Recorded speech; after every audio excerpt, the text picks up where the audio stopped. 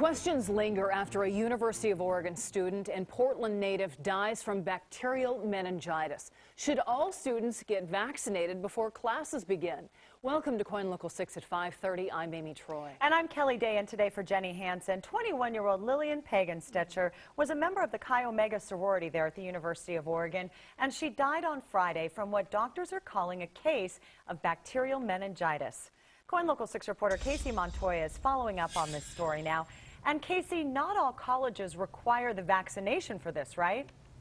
Yeah, that's correct. Here at PSU, health officials say they don't require the vaccine because it doesn't cover all the strains, including type B. That's what we most commonly see here in the Pacific Northwest. They say if they required students to get the shot, it will give them a false sense of security. It's carried by people, and it's passed from person to person. After 21-year-old Lillian Pagan-Stetcher died from meningitis, University of Oregon health officials are taking steps to make sure those who came in contact with her don't get sick.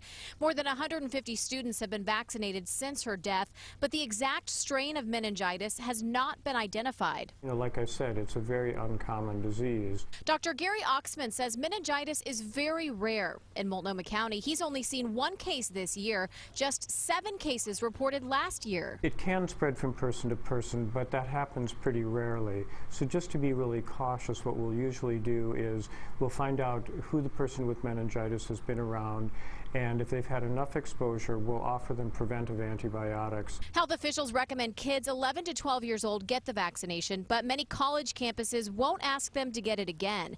At Portland State University, students are required to get vaccinated for measles, mumps, and rubella, but are not required to get a meningitis shot.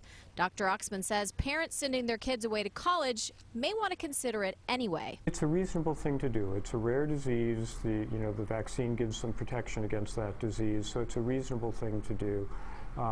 It's one of those things that if you want to be on the safe side, sure, it's a good thing to do. More than 1,000 people attended a candlelight vigil for Lillian last night in Eugene. There, her father said she'd had meningitis before and had a genetic condition that put her at greater risk for getting it again.